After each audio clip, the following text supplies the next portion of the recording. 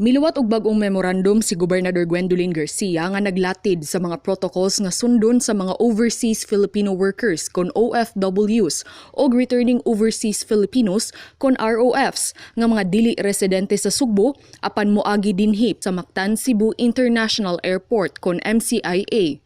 Sa emergency meeting nga gipatawag ni Gobernador Garcia kauban si Department of Interior and Local Government Undersecretary Epimaco Dinsing ug ang laing-laing ahensya sa gobyerno nasabutan nga adunay pipila ka mga requirements nga kinahanglan kwaon sa maong mga pasahero nga moagi sa Sugbo. Mao kini ang tubag sa Sugbo sa krisis nga giatubang karon sa mga quarantine hotels nga napuno na sa 10-day mandatory quarantine nga giimposar sa IATF. Ang Sugbo aduna lang 2,500 nga mga hotel rooms alang sa mga moabot nga ROFs ug OFWs. Tungod niini, nagdesider ang Mactan Cebu International Airport nga dili lang una modawat og international flight sulod sa duha ka adlaw. Ang nahitabo, tungod kay limitado kaayo ang atong rooms. Ug kadtong uban nga nangabot dinhi nga dili from Cebu, kinahanglan nga quarantina usag na pulo ka adlaw in accordance with IATF guidelines. As of last night, we were facing a crisis. Why? Because the 2,500 rooms that were made available for OFWs and ROFs were already nearing full capacity. And for that reason, ang MCIAA nideklarar na nga musira ugma 2 days, May 14 and May 15. Ubos sa mga memorandum nga giluwatan ni Garcia ang tanang ROFs ug OFWs ipaubos og swab test sa higayon nga moabot sila sa Sugbo. Mag-istar sila sa hotel sulod sa 3 ka adlaw samtang naghuwat sa resulta. Sa higayon nga mogawas na ang negative nga test result, tugutan na silang makauli. Kadtong taga Sugbo, makauli sila nga walay dugang nga requirements nga pangayoon. Samtang kadtong mga ROFs ug OFWs nga dili taga Sugbo, human sa 3 ka adlaw, i-turn over na sila ngadto sa ilang tagsa-tagsa ka mga LGU nga ulian, kinsa maunay mo manage sa ilaha.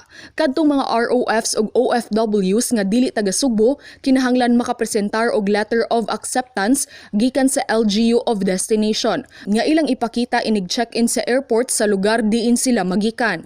Kung wala sila niini, hayan dili sila makasakay sa ilang flight nga padung sa MCIA. Nalakip sa maong letter of acceptance nga musugot silang ipaubos sa health protocols sa ilang padulngan nga LGU. Nakalatid usab sa memorandum nga kinahanglan aduna sila ipakita nga connecting flight o ticket sa barko nga ilang sakyan human sa ilang 3 ka adlaw nga ilang pag-istar sa hotel dinhi sa Sugbo. Samtang kadtong mga OFWs, ang Overseas Workers Welfare Administration kun OWA na ang mag-atiman sa ilang sweeper flights padung sa nagkadaiyang destinasyon gawa sa Sugbo. OFWs and ROFs without the aforementioned requirements shall not be allowed entry into Cebu. OFWs and ROFs not from Cebu shall be subjected to an RT-PCR test upon their arrival, as with everyone nga moabot from any of the international flights.